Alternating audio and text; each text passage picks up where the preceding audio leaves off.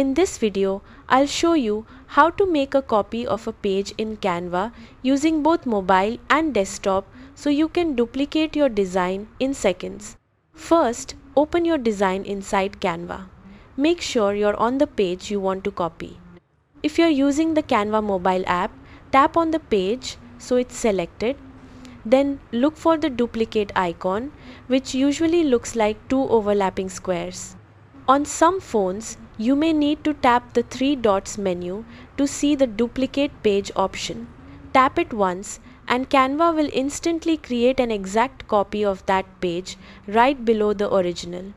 If you're using Canva on a computer, simply click anywhere on the page you want to duplicate.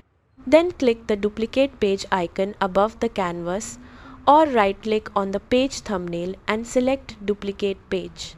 You can also use the keyboard shortcut Ctrl+D on Windows or Command+D on Mac for even faster duplication.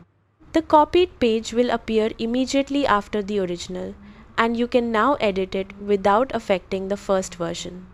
This is perfect for creating variations, updating content while keeping the layout, or testing different designs. And that's it. That's how you quickly make a copy of a page in Canva and save time while designing.